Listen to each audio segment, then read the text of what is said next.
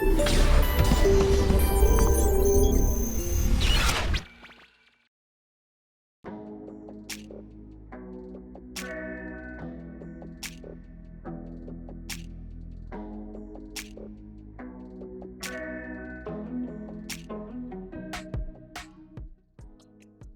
part of deepening trade and investment in Nigeria and the UK, the Nigerian Crises Chamber of Commerce hosted the maiden edition of the NBCC conference and exhibition themed Fast-Tracking Productivity Leveraging Technology at the Eco Hotel and Suites, Victoria Island, Lagos.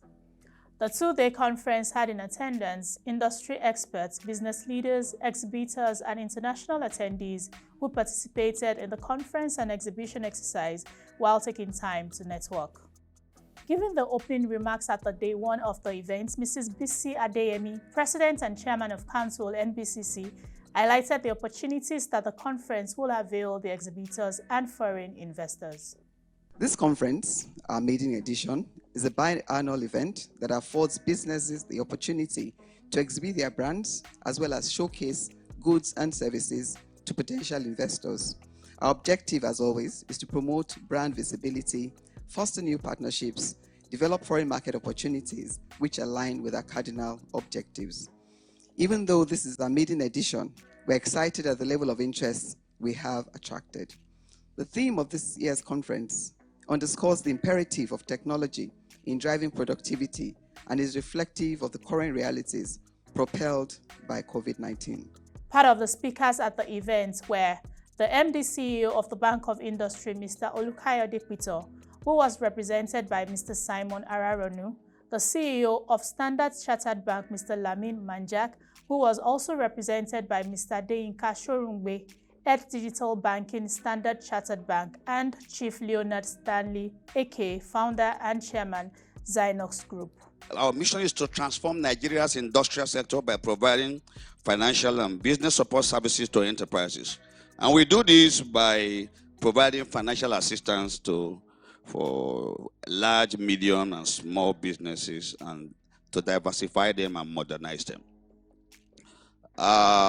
Core sectors that we focus on is agro-processing, oil and gas, not downstream, upstream, midstream, solid minerals, healthcare and petrochemicals, engineering and technology, creative industries, renewable energy, food processing, gender, and special interventions of central bank. These are, if you come to Bank of Industry, these are the anchor groups, and it's in line with the NIRP and ERGP. We are about to execute a major project for AFDB for roughly $700 million. We already have signed the MOU to develop entrepreneurship, innovation in Nigeria. And also, the World Bank has given us a mandate for $750 million US to be able to do what is called the action, recovery, and economic stimulus, to be able to revive businesses that were badly hit by COVID. The arrangement is that all the states we have to be partakers, every state government, and at the last count, about 30 or 31 states out of 35 have adopted BOI as the agency they want to use for that project. We were mindful of the fact that as a business, if we do not transform, we would go extinct. And that is just the stark reality of business nowadays. So we adopted a transformation strategy of upgrading and expanding our digital. We had a digital bank app before, but it wasn't fully digitized and it wasn't positioned as a digital bank.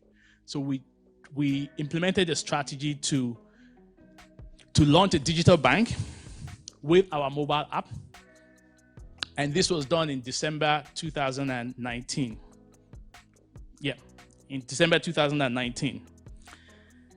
2 years after, we've been able to grow our retail banking base by over 200%, because right now, customers do not have to go to our physical bank branch locations to open an account with us. If you're in Ibadan, you do not have to come all the way to Lagos to come and open an account. You can open your account right there in Ibadan, because all you just have to do is go to any of your app stores, search for SC Mobile App Nigeria. You see the app, download it, and then you're able to open an account in 15 minutes. Our revenue from our retail banking business grew by over 300%. So we're able to reduce our cost in terms of acquisition. We're now also be able to increase our revenue because we now have more customers. Essentially, for any digital transformation, the throughput of that digital transformation is that you should be able to increase output by a minimum of at least 10 times 10. We've been able to increase our output both from customer acquisition, number of transactions and all of that by over times 16. Confronting challenges. And I want us to note straight away that your grandparents complained, your parents complained, you are complaining, your children will complain, and the grandchildren complain. This is why we're in the third world. It's a script written by God, I don't know why, that Africa must continue to complain. The 21st century is defined as an age that it's beautiful, driven by technology, but prone to disruptions. As a disruptor, we confront issues, we want to stay ahead. But you pay a price with pain, a lot of pain. To be a successful entrepreneur, the number one thing on your script is pain. If you're not ready to take pain, forget it. Do you understand what I'm saying? The rich people you see today paid their price for what they are today. They took pain. But the young ones who are raising funds now move from economy class to first class. To close your eyes and arrive in London, you pay a difference of 2.7 million. To confront business challenges is a science. Don't kid yourself. When you know your father is poor, and you are privileged to go to a school where children of the rich are attended, if you are very smart, you show superior intelligence. The children of the rich will pay your bills because they know the assets of their parents. They don't need to work hard. Are you with me? If you went to school, you find out those kids who are very smart in mathematics, okay? When people are coming, students are coming, they buy them things to teach them because they don't concentrate in class. So you end up being better than the children of their age. And this is what I tell this country, and I repeated it last week. I tell them God did not create any person in the 21st century to be poor, except you want to be poor. You don't need to be an entrepreneur to be rich, because the entrepreneurs must pay you, and we've entered that circle right now. On the day 2 of the event was a panel session that focused on the Nigerian healthcare beyond the crisis. Part of the panelists was Honorable Commissioner for Health, Lagos State, Professor Akin Abayomi, whose speech highlight was that COVID crisis might be over, but the COVID-19 virus has not been eradicated. Speaking with Web TV, the commissioner also spoke on the development of the health insurance pack by the Lagos State government. We have learnt a very hard lesson from COVID, that we need to drive medical industry and medical innovation in Lagos.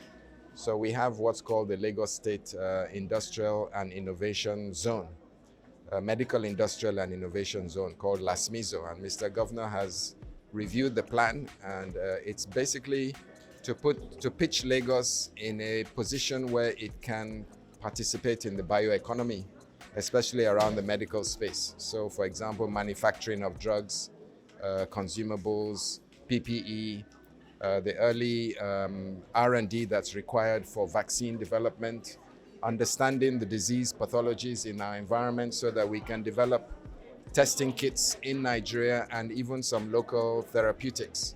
So that is what's called the R&D innovation pipeline. And if you don't have it, you can't participate in the bioeconomy. So Lagos State is trying to move ahead. We're already building the largest children's hospital, the new Massey Children's Hospital in that zone. So it's the first part of the LASMIZO, is the Medical Children's Hospital. And then around it will be different infrastructures that will drive a medical industrial environment. Other panelists, Dr. Debo Odulano, CEO Doctora, Adesimbo Ukiri, CEO Avon HMO, and exhibitors at the event, Celestine Omeni, Asset Manager, Shell Nigerian Gas East Operation, and Kelechi Amechi, General Manager, NACO Free Trade Zone, also shared their perspective of the NBCC conference and exhibition.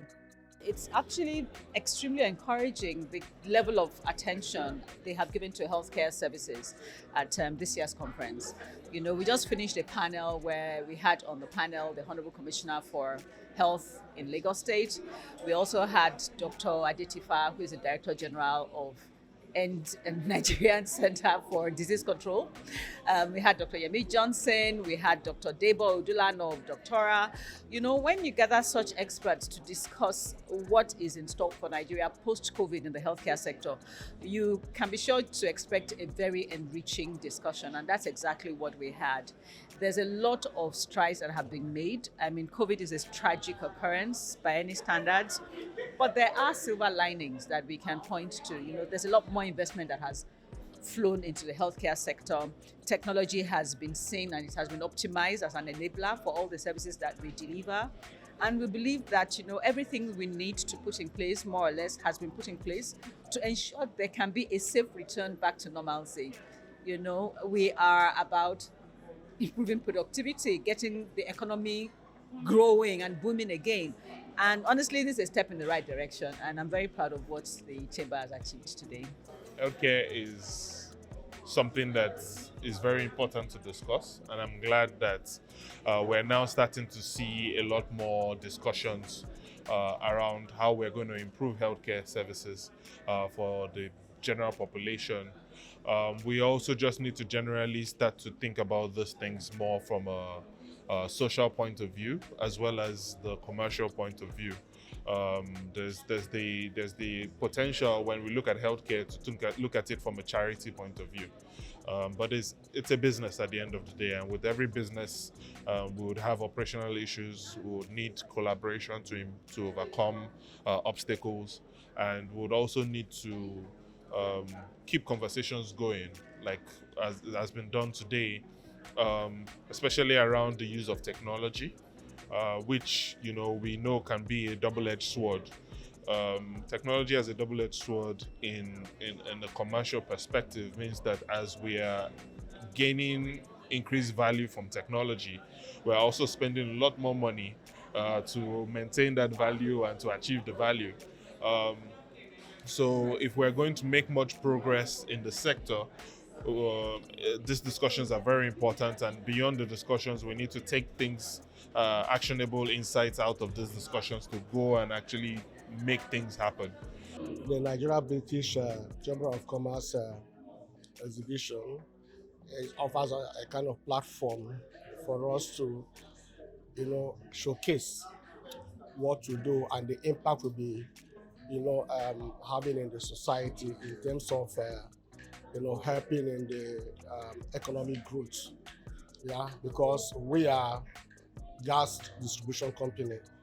Yeah, then our impact, for instance, we have about 100 customers in Ogun State, and we have about 30 in the east, and we are also expanding to Ibadan, Bayelsa, and other areas also we are exploring, even Lekki Free Trade Zone. So we will supply gas to industrial companies and manufacturing companies. And how do we do this? We pipe the gas to their facility. Some of them use it as feedstock and also use it for their power generation. I know power is an issue in Nigeria.